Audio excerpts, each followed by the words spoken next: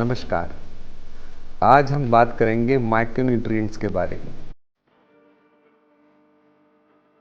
Micronutrients वो nutrients होते हैं जो माइक्रोग्राम में चाहिए होते हैं, बहुत कम मात्रा में चाहिए होते हैं।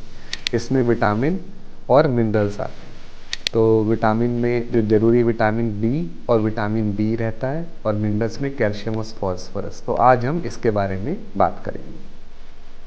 विटामिन डी हमारे शरीर में बहुत ज़रूरी होता है कि ये हड्डियां बनाता है, हड्डियों को मजबूत करता है। इसकी कमी से अलग अलग हड्डियों की बीमारी हो जाती है। परंतु यह बहुत कम लोग जानते हैं कि विटामिन डी हमारी इम्यूनिटी को बढ़ाता है। विटामिन डी हमारे हार्ट के फंक्शन को बचाता है। तो विटामिन डी की कमी को रोकने के लिए डॉक्टर्स अक्सर विटामिन डी का टेस्ट करते हैं, और जिनमें ये कम होता है उसको विटामिन डी देते हैं।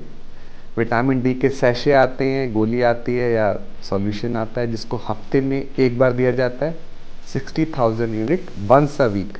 और 2 महीने देने के बाद फिर वो इसे हर महीने में एक बार देते हैं, और ये लंबे समय तक देना पड़ता है, और टेस्ट करा के देखते रहते हैं कि हमें कब तक देखें। दूसरा जो चीज़ है विटामिन बी और फॉलिक एसिड, इनकी कमी की वजह से हमारे पैरों की नसें खराब होती है, जलन होती है, सुनपन हो जाता है।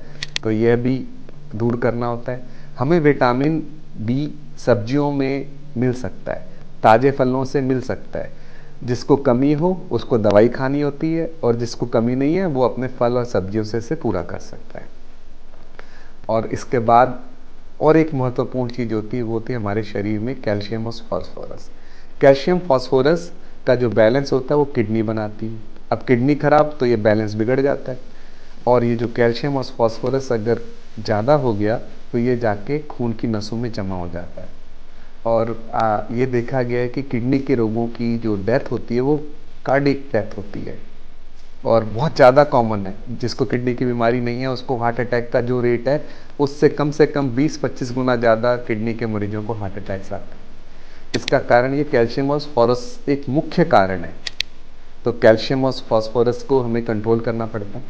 जो फॉस्फोरस होता है वो ज़्यादातर मिल्क प्रोडक्ट्स में होता है, एनिमल प्रोटीन्स में होता है, और इसके अलावा जो खास चीज़ होती है वो प्रिजर्वेटिव्स में होता है। जैसे अचार रखने के लिए होता है, या हमारा मुरब्बा है, चाहे कोई भी प्रिजर्वेटिव है, जो भी खाना प्रिजर्व करके रखा जाता है शेल्फ में, उन सब के अंदर फॉस्फोरस की मात्रा अननेचुरली हाई होती है। तो हमारी ये एडवाइस है कि आप फॉस्फोरस को कंट्रोल करने के लिए जो प्रिजर्वेटिव वाला खाना ना खाएं, स्टोर किया हुआ खाना ना खाएं, सिर्फ ताज़ा खाना खाएं, और जो प्रोटीन है वो भी निर्धारित मात्रा में लें, उससे ज़्यादा ना लें, और अपने आप को मेल न्यूट्रिशन से बचाने के लिए कम भी ना लें, पर अत्यधिक मात्रा में ना लें।